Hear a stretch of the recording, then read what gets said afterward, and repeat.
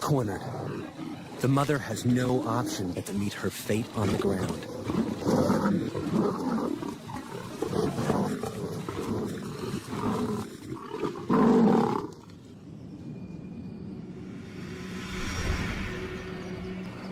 At dawn, JV and Elman scour the mother's territory and find what they fear.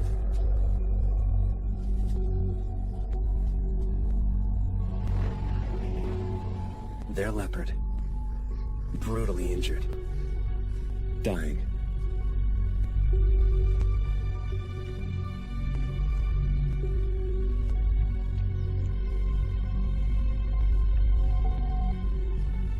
Her wounds cut to the bone.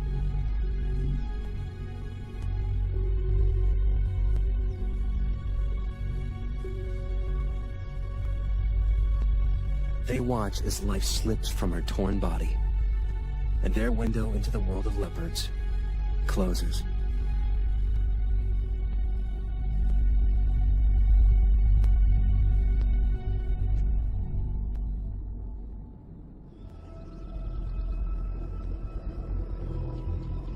JV and Elman try to follow other leopards, particularly the mother's daughter, named Tugwan Female. But Tugwan's nature is a far cry from her mother's. She's temperamental and aggressive, and they track her with extreme caution. So when they see her leave to hunt, they recognize a rare opportunity to get down to her den and see if she has cubs.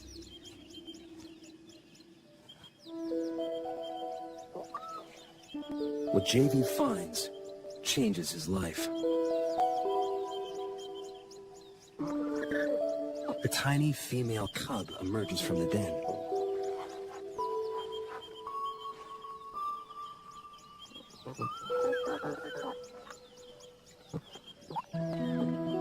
It's Manana, 10 days old.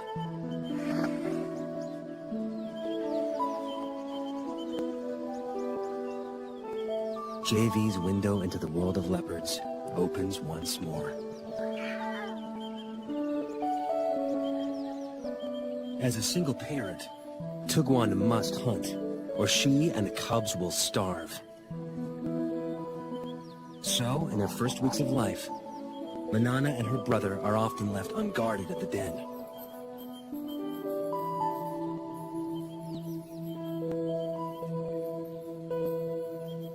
Lions and hyenas kill the offspring of other predators to eliminate the competition, and unguarded leopard cubs are soft targets.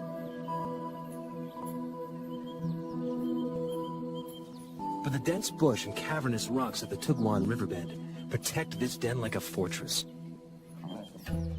allowing Manana and her brother to hone their skills in relative safety.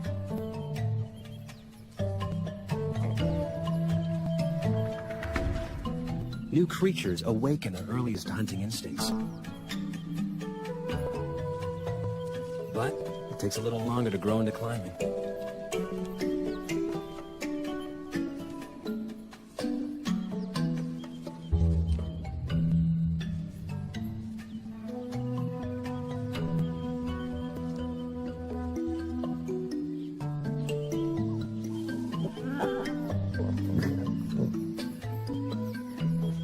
But practice makes perfect, and soon the trees become their preferred playground.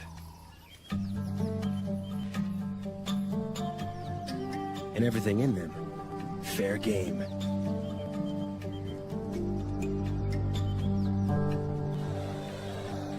Manana soon learns that tackling prey that bites and hisses is harder than it looks.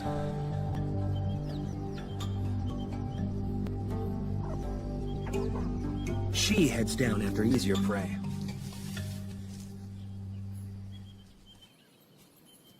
As the cubs grow, so too will the size of their prey, until at 1 year, they will be ready to catch full-grown antelope alone.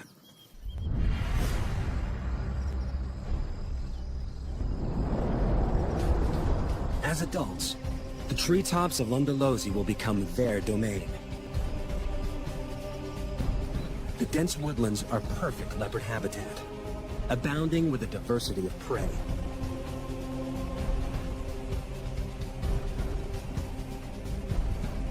But with that prey comes other, larger predators.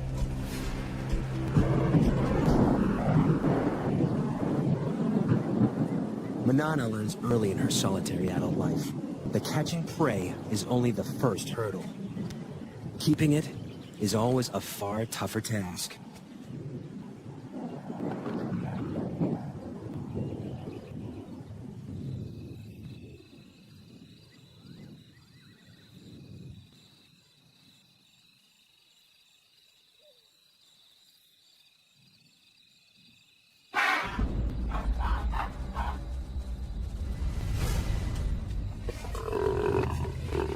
The death rattle of the impala goes up like a flag, alerting wandering hyenas to the kill.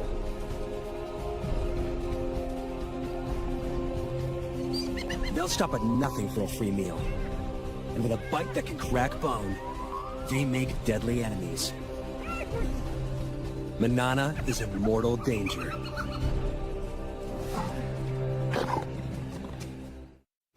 Seconds after Manana makes the kill, spotted hyenas surround her. Alone and outnumbered, she can't afford to fight.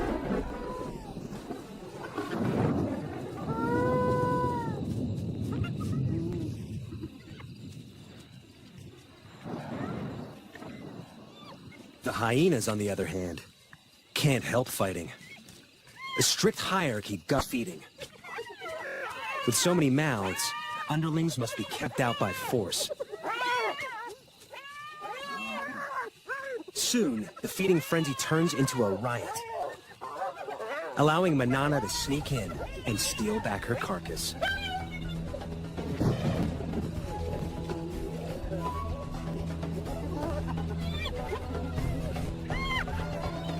This time, she hauls it out of reach before the hyenas know what's happened.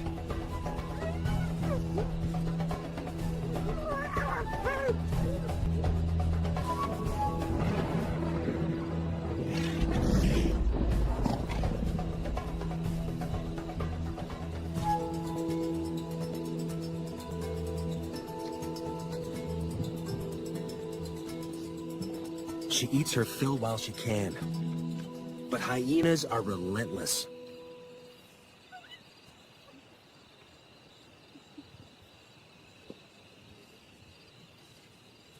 A scout remains to stake out the tree and wait for Manana to make a mistake.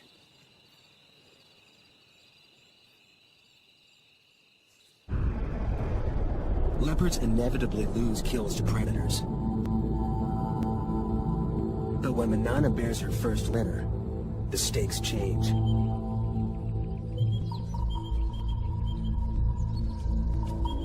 Predators are a constant, mortal threat to leopard cubs. Here in the Kruger National Park, they kill 1 and 2 infants. But even at only 4 years old, Manana proves to be an excellent mother. Her den sites are all but invisible.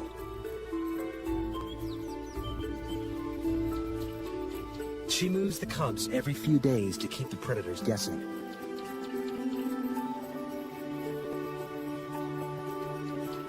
Never staying in one den long enough to build up a telltale scent trail.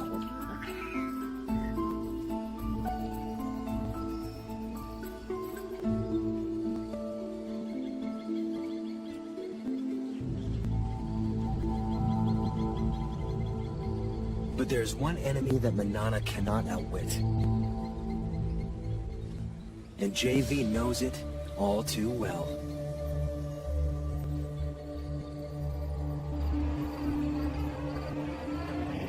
A female leopard, which we called Sunset Bend female, contracted psychoptic mange. And I believed at that time that it was a natural process and that I should not interfere. And I watched and filmed while she deteriorated and eventually died. And filming her body I realized I had it within my power to save her life, and I'd let her go. When Manana and her cubs contract the same mange, he is forced to make a controversial decision. Sarcoptic mange is caused by a mite that eats away the skin. In the wild, it's a death sentence. But this time, JV won't stand by and watch Manana die. To treat the mange, JV will dart a drug called ivermectin directly into Manana and her cubs.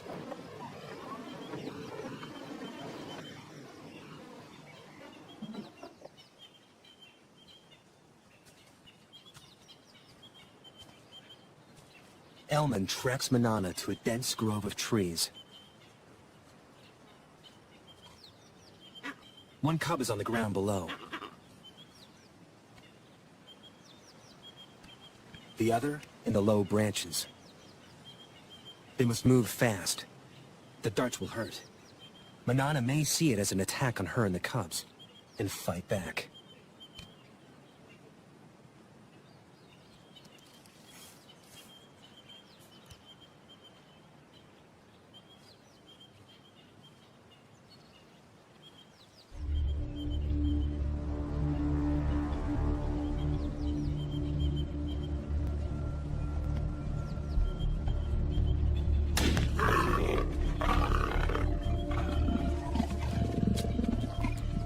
One of the few times when the dart hit Manana that I saw her really angry.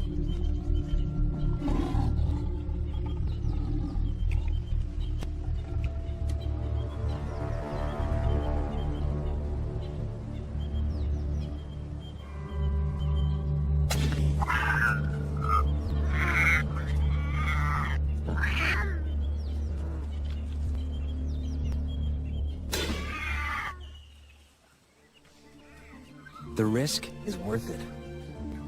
3 weeks later, Manana and the cubs make a full recovery. JV's intervention gives Manana another 14 years of life. And her cubs survive the ordeal to become some of Londolosi's most successful leopards. But Manana's next litter is not so lucky. A new threat terrorizes her territory. Male leopards. Territorial males kill cubs that aren't there so that females can bear their cubs instead. When two competing males invade Londolosi from either side, it turns into a killing spree, as they repeatedly destroy each other's offspring. After losing 2 consecutive litters, Manana makes a move to end the slaughter. She seeks out one of the males and entices him to mate.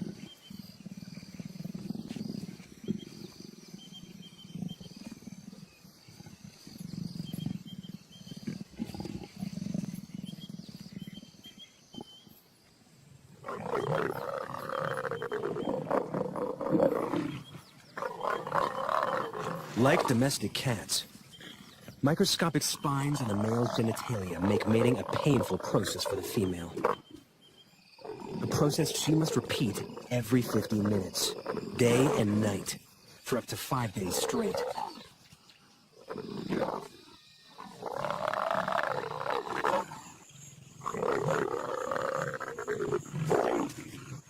The repeated couplings force Manana's body to ovulate and help to ensure conception.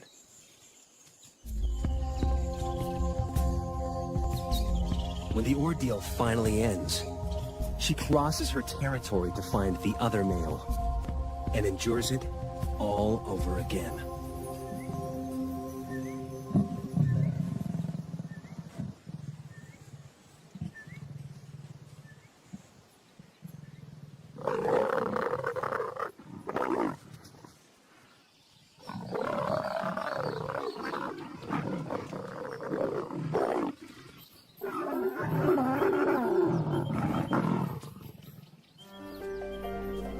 By mating with both males, Manana deceives them into thinking the resulting cubs will be theirs.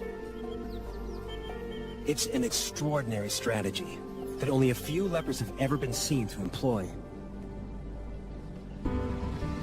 And it pays off. 3 months later, she has a single tiny cub.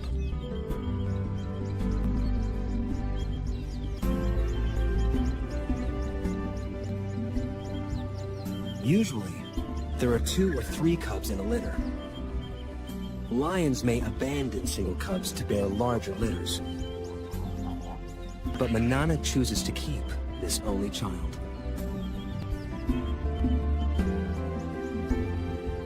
The rocky den hides many inaccessible crevices, and its perimeter is guarded by dense thorn trees.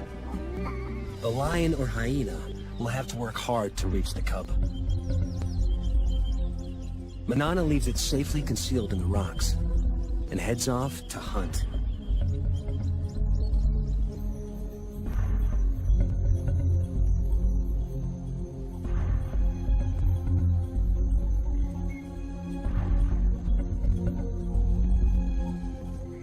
But today, Manana's not the only predator on the prowl. There's one killer that can breach the den's defenses. And it's moving in, whilst Manana's attentions are elsewhere.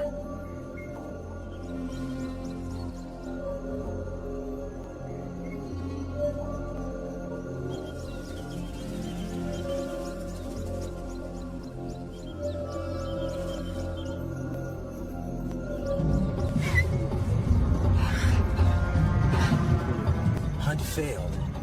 Manana heads home.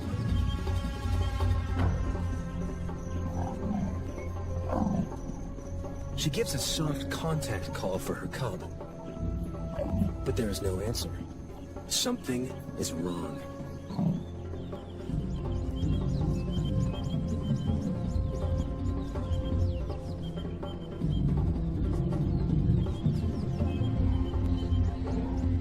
It takes only a second to recognize the killer. An African rock python, swollen with a cub-sized meal.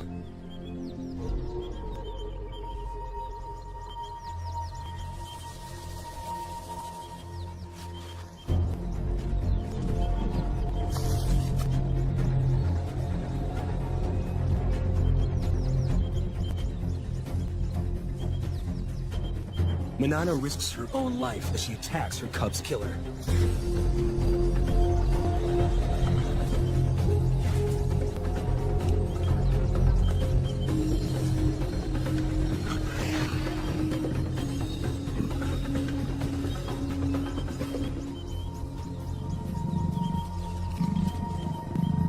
The python retreats into the thorns.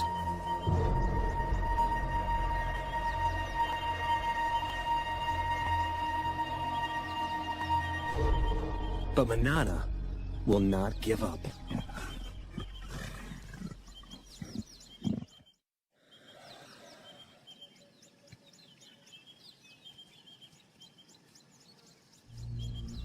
For 3 hours, she lies silently, staking out the python's cave.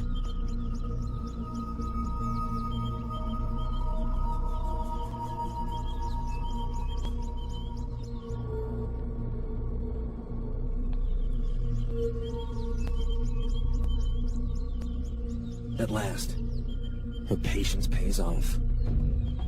The injured python finally makes a move. Manana is ready for the next round.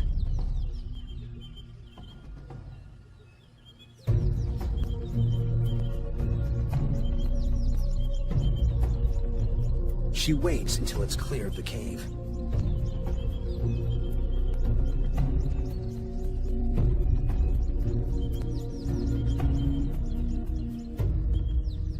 But there's no battle. A built-in reflex forces the snake to relinquish its hard-won meal. Under stress, pythons regurgitate their prey to shed the extra weight for a speedy escape.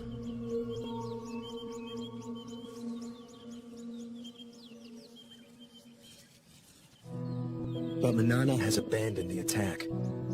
She's got what she came for.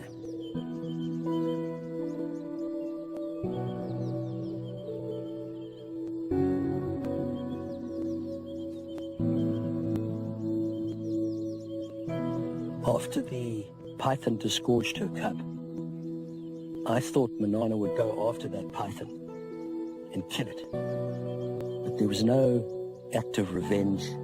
All she wanted was her tiny cub back. We tend to think of leopards as instinctive and animals without emotion. That is completely untrue.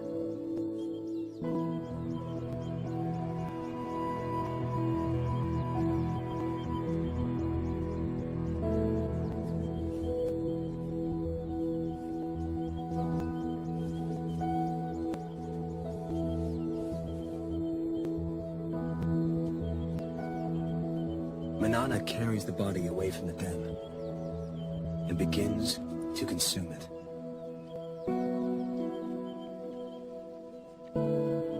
Manana knows that her cub is gone. By eating that cub, I believe that she was going through a ritual. She was going through a ceremony, disposing of the cub. It was one of the most emotional times I ever spent with her. And then, incredibly, for 4 days she called for a cub that she knew was already dead.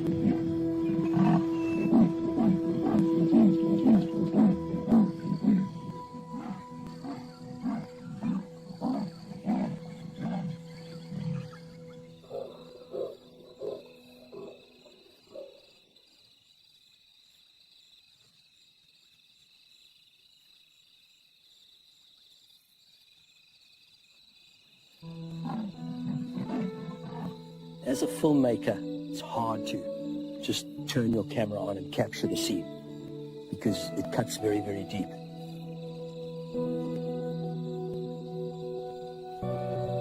Manana's grief is tangible. But losing cubs is a reality all leopard mothers must face. Of Manana's 8 litters, only 4 cubs survived to adulthood. She can't afford to grieve for long. She must ensure her own survival. And to do so, she must hunt.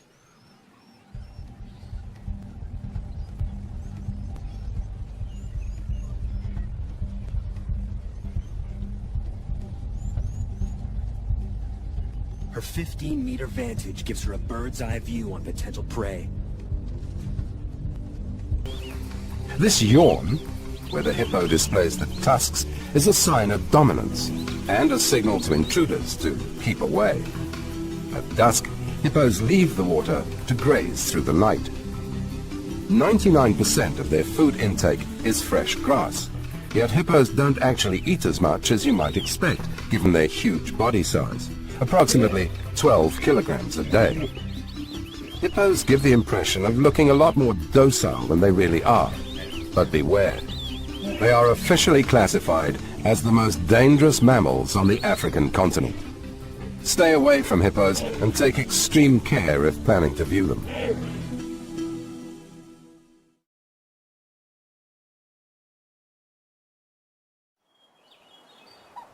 Male giraffes in the southern African lowveld stand at 5,5 meters at head height. They are larger than the females and have 2 felt-like horns which are thicker.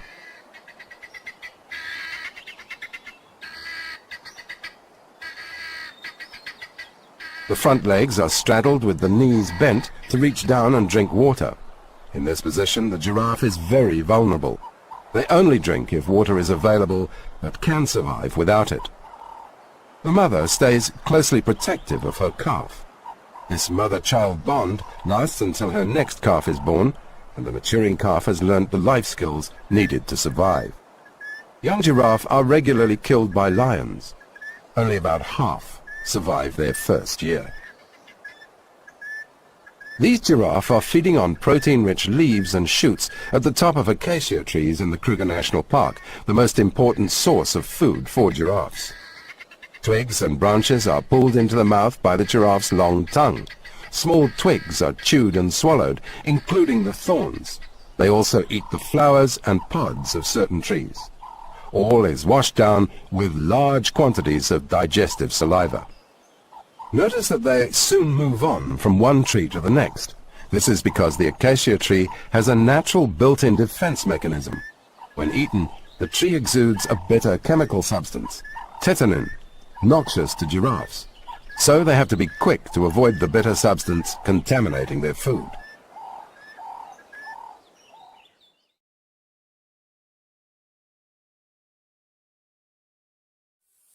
The gemsbok, with its characteristic long horns and three-colored hide, is a desert animal, adapted to survive in regions without surface water. They're commonly found across Namibia and Botswana. These gemsbok are filmed in the Kalahari. Gemsbok obtain their water by digging for bulbs, tubers, roots, and desert fruit. They graze principally at night, when their body temperature is cooler and the moisture content of the grazing is higher. Both males and females make full use of their long, sharp horns for fighting, to demonstrate dominance. In contests, bulls sometimes stab backwards over their shoulder, puncturing their adversary with their tips. The horns are also used for defense, slashing against their predators, such as hyena.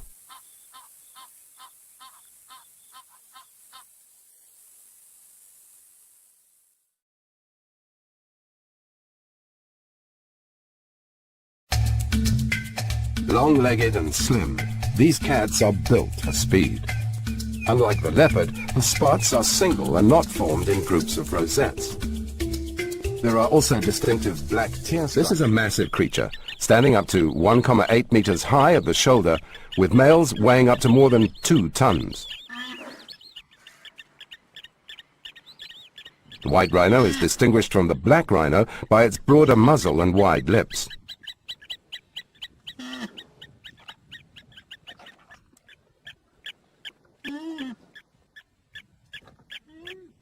Here is a female with her calf typically at her foot.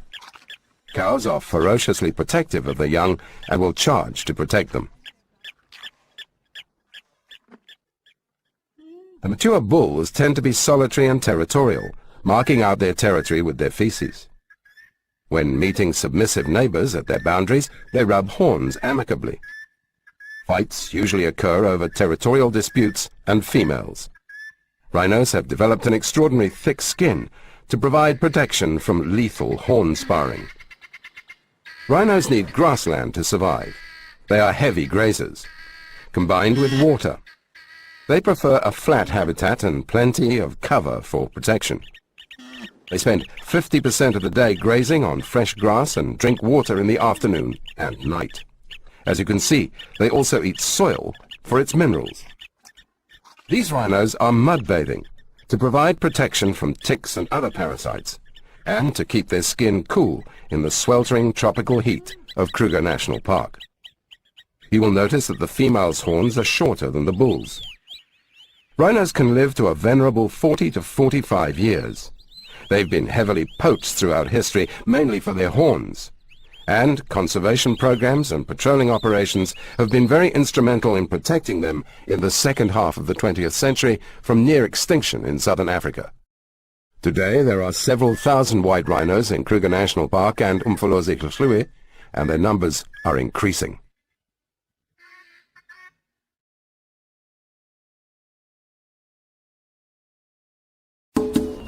The other cat of the big five, the leopard's distinguishing black spots, are grouped in clusters of rosettes, unlike the cheetah's jewel spots.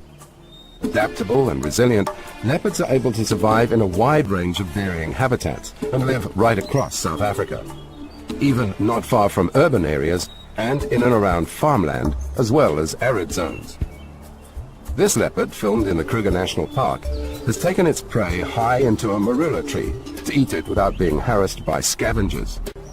They eat and hunt anything, from small rodents to larger antelope, reptiles, fish, primates, and birds, depending on the habitat. Interestingly for a cat, they also eat fruit. They hunt principally at night, but during daytime too, especially where good cover is afforded, by stalking to within 10 meters of the prey, followed by a short chase and a pounce to kill, delivered by a bite to the skull, neck, or throat. The leopard is a solitary cat, unlike the lion. Both sexes mark out a territory with urine. The male's territory overlaps the female territories, allowing him privileged access to the females for mating, and vice versa, the female's access to the male's food.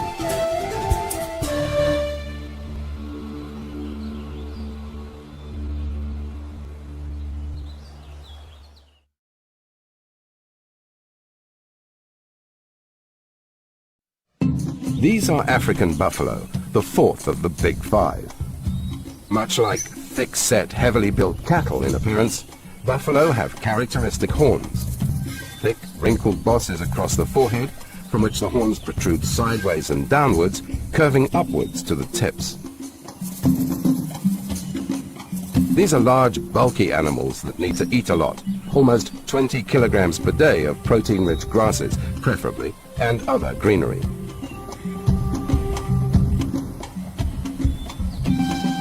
Buffalo are sensitive to heat and need plenty of water. Here they are enjoying a watering hole, drinking and wallowing to cool off in the afternoon heat. They often need a drink twice a day and need habitats that have plenty of rainfall. As well as the cooling effect, wallowing is also part of the buffalo's social activity. A way of... Willkommen in Afrika. Nehmen Sie Platz und begleiten Sie Kevin und Mara bei der aufregendsten Safari ihres Lebens. Eine atemberaubende Reise von der namibischen Skelettküste über den ganzen afrikanischen Kontinent bis zum Gipfel des Kilimanjaro. Zu Land, zu Wasser und in der Luft freuen Sie sich auf die Schönheit Afrikas, den spektakulären, nie dagewesenen 3D. Produziert vom 3D-Pionier Ben Schlossen.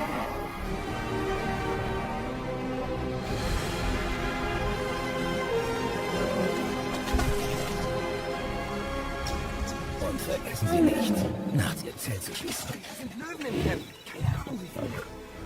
Dieses 3D-Abenteuer wird die aufregendste Reise Ihres Lebens.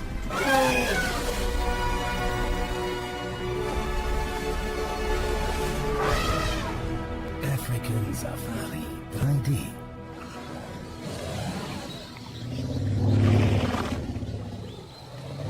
Entdecken Sie Afrika hautnah.